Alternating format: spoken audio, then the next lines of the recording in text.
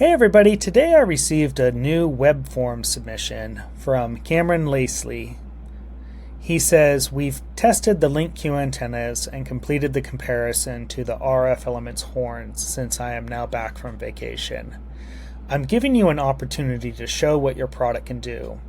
I will do a direct comparison between the three on the same tower site. RF Elements asymmetrical 90-degree horn, LinQ 18 dBi 90-degree sector panel antenna, and IsoHorns asymmetrical 90-degree horn.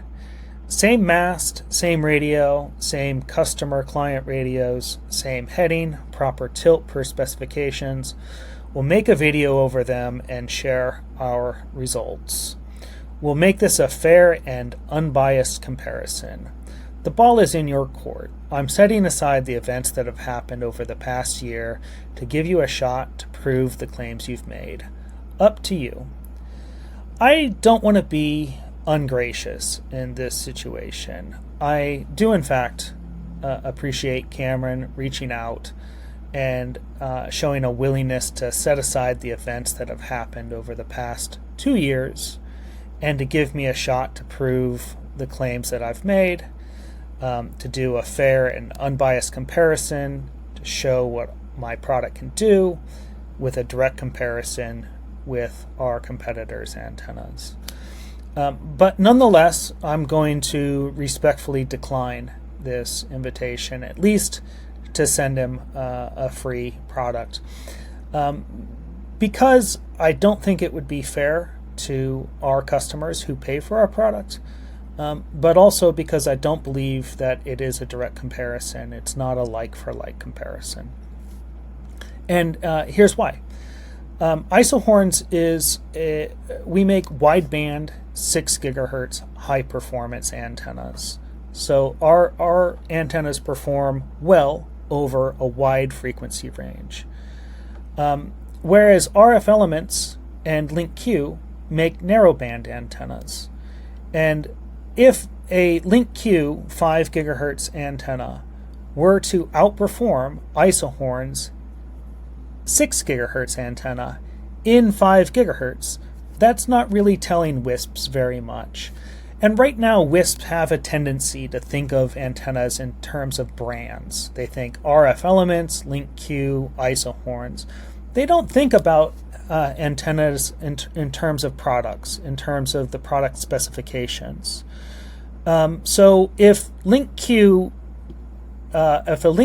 antenna tuned for 5 gigahertz outperformed an IsoHorns antenna tuned for 6 gigahertz and wideband, well, they would think, oh, LinQ beat IsoHorns, but that's not the case. It's not a like-for-like comparison. The other problem is that IsoHorns, our 90-degree horn antenna, provides good, even coverage, and it's wideband. But it's not our flagship product. Our flagship product is our 30-degree sector. And the reason is because horns perform well in noise, and they allow WISPs to scale up their networks with narrow beam widths, which are possible with horns, but it's not possible with sectors. Sectors can't do narrow beam widths like horns can do. And RF Elements has been telling WISP for years that the reason why their horn antennas perform well in noise is because of zero side lobes. But that's not true. The reason why horn antennas perform well in noise, again, is because of narrow beam widths. So if you have a 90-degree sector, then it's going to pick up noise. Your access point is going to pick up noise from the entire 90-degree sector. And if you narrow that with a narrow beam width horn to 30 degrees or 20 degrees, not only are you focusing the signal and providing higher gain, better signal quality to your subscribers, but you're also picking up less noise. So if there's noise throughout the sector, when you divide the sector up into 3 smaller sectors, you pick up 1/3 of the noise. And if there's interference over here, by having the sector over here, it's less susceptible to any given interference. So you lower the amount of surface area, basically, where you're going to be subjected to interference. The other way that horns perform well is by having fewer stations per sector. So if you divide up a sector, a 90-degree sector with 21 stations on it, into 3 7-station sectors, APs, then each station has more airtime available to it. So stronger signal, less noise, more airtime. Another overlooked thing is that when you divide up a sector, on average, those stations are closer to the center of the beam where the signal is strongest and the chains are most balanced. So again, the reason why IsoHorns performs well is because of our narrow beam widths that allow WISP to scale up their networks. So while LinQ's claim to fame is being anything but IsoHorns, our claim to fame is our 30-degree horns. So there's no point in comparing our 90-degree horn with LinQ's 90-degree sector, because our 90-degree horn isn't our flagship product. And this isn't showcasing the strengths of IsoHorns. So the strengths of IsoHorns are wideband, 6 gigahertz, high performance, but most importantly, our ability to do narrow sectors with our 30-degree horns. And our ability with the wideband to operate 5 gigahertz and 6 gigahertz radios on the same high performance antenna. None of that's possible with LinQ. None of that's possible with RF Elements. There's no reason to do a comparison between IsoHorns and these two antennas. The other thing is that these two antennas aren't seeing any sales. So even if we beat these two antennas, that doesn't do us any good. So RF Elements has been liquidated for the last 2 years. It still says high stock available. When they've been selling for $100 each, they haven't been able to sell. So for IsoHorns to beat this antenna does us no good. And then the same is true for LinQ. LinQ hasn't been able to sell any of these antennas because they're just 5 gigahertz antennas. And there's already a glut of narrowband 5 gigahertz antennas on the market. But let's talk about how I would expect this to go, not based on the brand, but based on the antenna parameters, which will show how an antenna will perform. The basics is that LinQ is going to beat the socks off RF Elements. Despite RF Elements claiming to make high-performance antennas for the last 10 years, their antennas are actually pretty junky. And LinQ is going to beat it by a lot. And that's not saying anything great about LinQ. That's just saying that RF Elements really doesn't make good antennas.